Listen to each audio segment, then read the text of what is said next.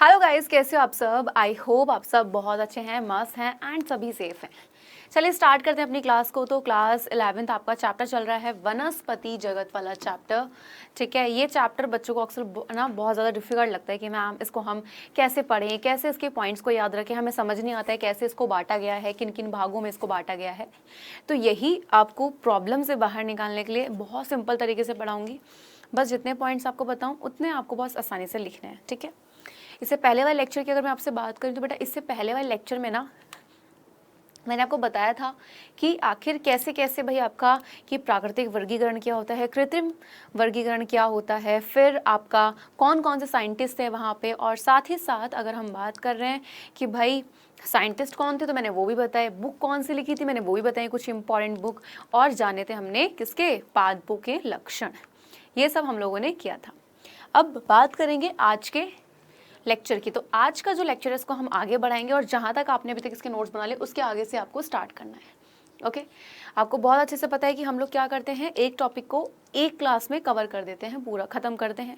उससे क्या होता है, आपके नोट्स बन जाते हैं, आपको टॉपिक ईजिली समझ आ जाता है ना। अब यहाँ पर जैसे कि हमें बहुत अच्छे से पता है कि जीव जगत का जो वर्गीकरण वाला चैप्टर था उसमें मैंने आपको क्या क्या पढ़ाया था। उसमें मैंने आपको मोनेरा, प्रोटिस्टा, फंजाई डिटेल में पढ़ाया था। लेकिन प्लांटी और एनिमेलिया का मैंने बोला था अलग से चैप्टर, जो कि हमने प्लांटी वाला स्टार्ट कर दिया, यानी पादप जगत का। अब पादप जगत को भी बांटा गया था, तो यहाँ पे हम देखेंगे कैसे कैसे। तो बेटा एक साइंटिस्ट थे, कौन, आइक्लर। ठीक है, कौन थे, आइक्लर थे। इन्होंने पूरे पादप जगत जो थे उसको दो भागों में बांटा। कितने में बांटा, दो में बांटा, ध्यान से। ठीक है, किस किस को, पूरे पादप जगत को। एक आता है आपका क्रिप्टोगैम,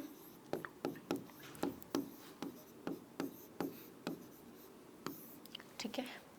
एक आ जाता है आपका कौन सा, फेनेरोगैम।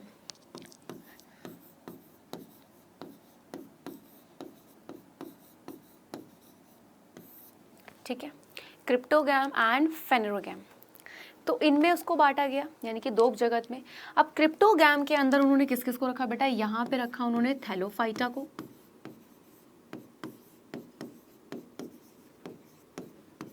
ठीक है, इसको थैलोफाइट भी कह देते हैं, ब्रायोफाइटा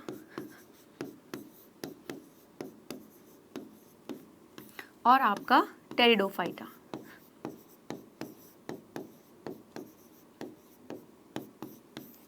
फेनेरोगैम जो है इसी के अंदर आता है आपका बेटा कौन कौन सा, आवर्त बीजी, यानी कि भाई आपका कौन सा, ठीक है, एंजियोस्पर्म,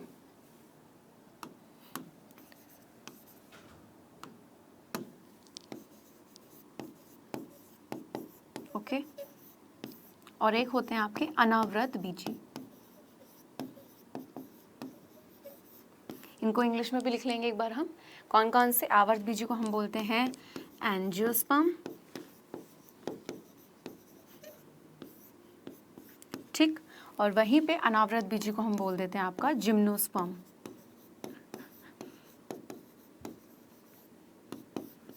ठीक, क्लियर। वापस रिपीट करें एक बार, ध्यान से देखना।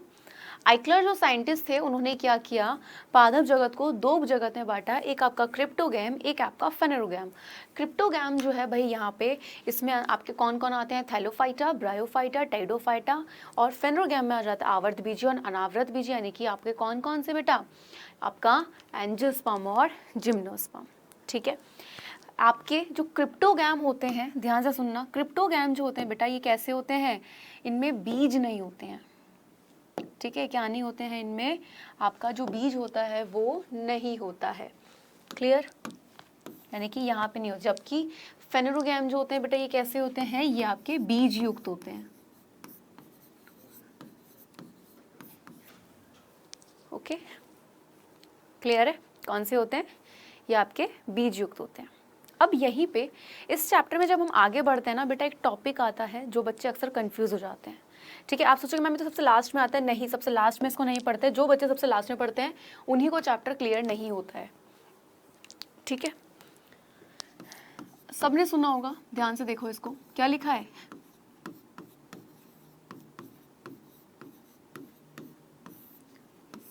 पीढ़ी एकांतरण। ठीक है, क्या है? पीढ़ी एकांतरण। सभी ने इस चैप्टर में देखो कि भाई पीढ़ी एकांतरण आता है, एंड जैसे ये आ जाते तो बच्चे वहाँ पे बड़े कंफ्यूज कि मैम इसको कैसे पढ़ें, क्या है ये, क्योंकि आपकी जो बुक है उसमें दिया हुआ होता है बिल्कुल लास्ट में, जो कि हमें सबसे पहले पता होनी चाहिए। पीढ़ी एकांतरण है क्या? बताओ बताओ बताओ, किस में क्या है ये पीढ़ी एकांतरण? अगर मैं आपसे क्वेश्चन पूछूं क्या हो जाएगा? क्या होता है? देखो सबसे पहले अगर मैं आपसे बात करूं बेटा पादप की, पादप क्या है? हमारा पौधा, ठीक है। ये जो पौधा है बेटा, अगर हम बात करें पादप शरीर की, तो उनका शरीर क्या होता है भाई? अलग अलग प्रकार का होता है। क्या होता है? अलग अलग प्रकार का होता है, अलग अलग प्रकार का होता है, ठीक है। कैसे कैसे? एक कैसा होता है बेटा? एक आपका वर्ड आता है युग्मकोद्भिद,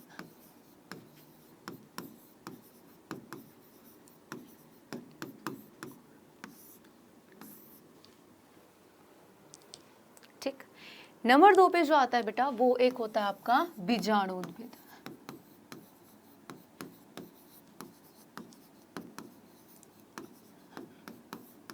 ठीक। तो एक कौन सा होता है? युग्मकोद्भिद, एक होता है आपका बीजाणुद्भिद। अगर हम नॉर्मल देखें युग्मकोद्भिद, मैंने आपको मतलब इसका बताया हुआ है, क्या होता है? यहाँ पे युग्मकों का निर्माण होता है। बीजाणुद्भिद क्या होता है? यहाँ पे बीजाणुओं का निर्माण होता है, ठीक है।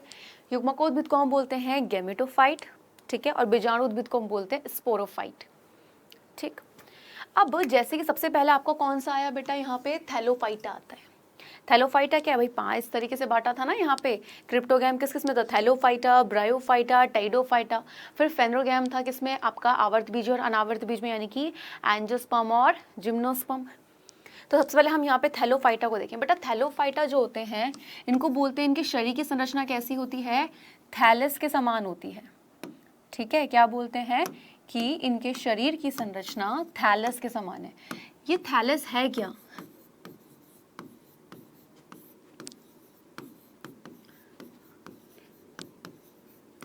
ठीक है। ये थैलस क्या होता है? बताओ क्या होता है? अगर आप नॉर्मल की बात करो, जैसे पौधा है उसमें क्या होता है भाई? उसका जो पादप शरीर होता है वो बटा होता है। किस किस में? पत्ती में बटा है ना, तने में बटा है, आपका जड़ में बटा हुआ है, बटा होता है। अब यहाँ पर जो होता है, ठीक है, क्या होता है? इनका शरीर विभाजित नहीं हुआ होता, यानी कि जो विभाजित ना हो, यानी कि विभाजित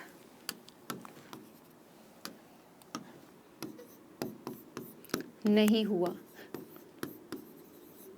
ठीक है, विभाजित नहीं हुआ। तो यहाँ पर अब ध्यान से देखो, ये एक आपका एक शरीर है, ठीक है। इसके अंदर यहाँ पे भाई कोशिकाएं हैं, ये रही, ओके, ये रही कोशिकाएं, ध्यान से देखना, ठीक।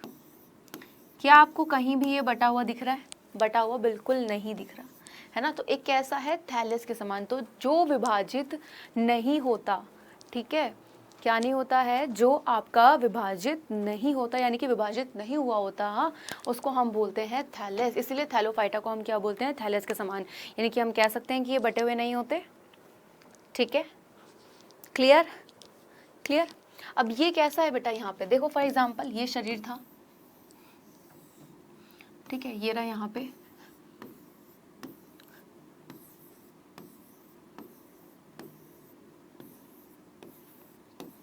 ये क्या है भाई? इसका शरीर, ठीक है।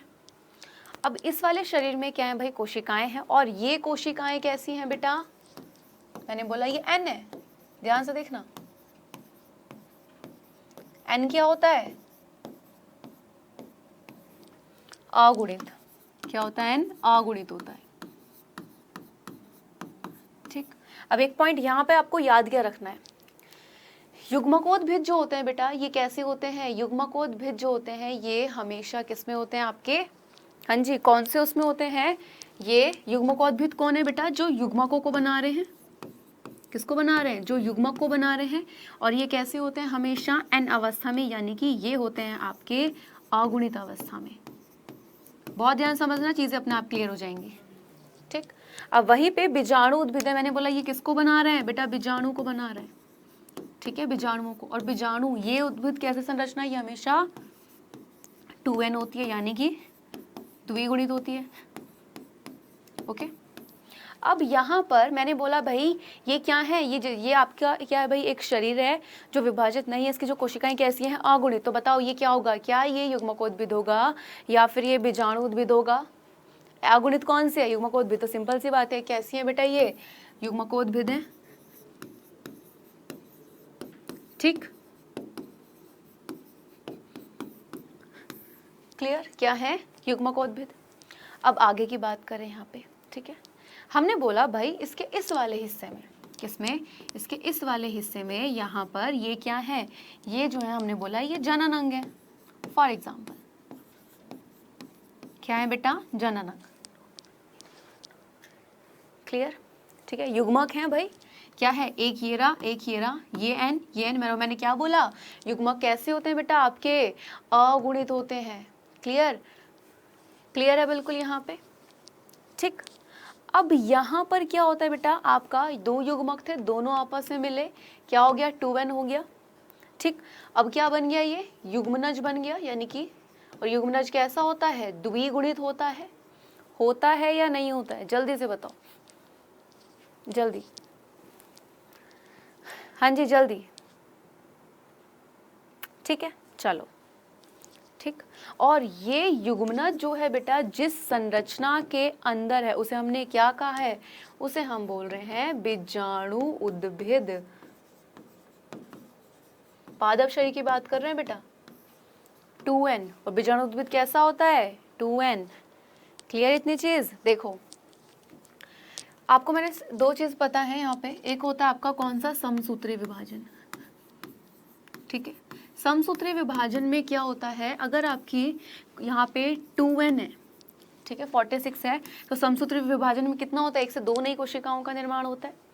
ये दो नई कोशिकाएं यहाँ पे बनी और इसमें क्या होती है, गुणसूत्र की संख्या समान है, यहाँ भी 2n रहेगी, यहाँ भी 2n रहेगी। लेकिन अर्धसूत्री विभाजन में क्या होता है, ध्यान से देखना, अर्धसूत्री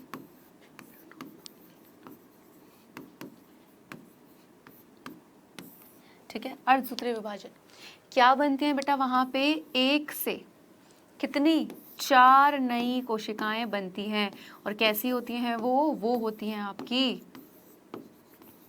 हाँ जी, कैसी होती हैं बेटा, वो आपकी हो जाती है वहां पे अगुणित। ठीक है, कैसी होती है, अगुणित होती है। अब यहीं पर ठीक है, आपका हमने क्या देखा कि भाई युग्मकोद्भिद थे, युग्मक बना रही थी, और युग्मक कैसे होते हैं, अगुणित। एक ये दोनों मिले क्या हुआ, युग्मनज बना। हमने बोला द्विगुणित होता है, और हमने बोला युग्मनज जिस संरचना के अंदर होता है उसे क्या बोलते हैं, उसमें क्या होता है बेटा, वहां पर होता है बीजाणु उद्भिद, यानी कि उसको हम क्या बोल देते हैं, उसे हम कहते हैं बीजाणु उद्भिद। तो बीजाणु उद्भिद क्या है, यानी कि वो संरचना जिसके अंदर ये युग्मनज है। तो युग्मनज जिसमें होता है वो हमारा बीजाणु उद्भिद। ओके, अब यहाँ पर क्या होगा बेटा, अब यहाँ पर उस बीजाणु उद्भिद में होता है अर्धसूत्री विभाजन। ठीक है, क्या होगा वहां पे, अर्धसूत्री विभाजन होगा। और अर्धसूत्री विभाजन होता है तो हमने जस्ट अभी देखा कि विभाजन होगा तो बेटा कितनी कोशिकाएं जो बनेंगी वो कैसी होंगी, अगुणित होंगी, ये ना n अगुणित होगी। तो अब सोचो बीजाणु उद्भिद जो होता है वहां पे क्या हुआ, उस बीजाणु उद्भिद में आपका कौन सा हुआ, अर्धसूत्री विभाजन हुआ, और अर्धसूत्री विभाजन की जो कोशिकाएं बन के आएंगी वो कैसी होती हैं, अगुणित होती हैं, यानी कि इससे वापस के कौन बन गया, युग्मकोद्भिद बना।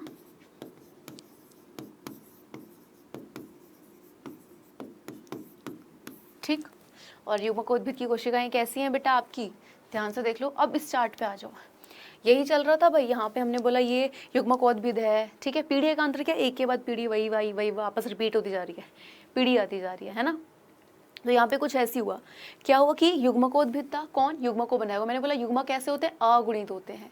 ठीक है, तो यहाँ पे हमने बोला ये जननांग है, यहाँ पे दो कोशिकाएं थी, हमने क्या करा भाई, यहाँ पे n + n है, यानी कि 2n हो गया, और क्या बना, युग्मनज। युग्मनज मैंने बोला कैसा होता है, द्विगुणित होता है, और जिस संरचना के अंदर ये युग्मनज होता है वो कैसा होता है आपका, वो हमारा क्या कहलाया जाता है, यानी कि जिस संरचना के अंदर आपका ये होता है, ठीक है, उसे हम क्या, युग्मनज होता है उसे हम क्या बोलते हैं, बीजाणु उद्भिद कहते हैं।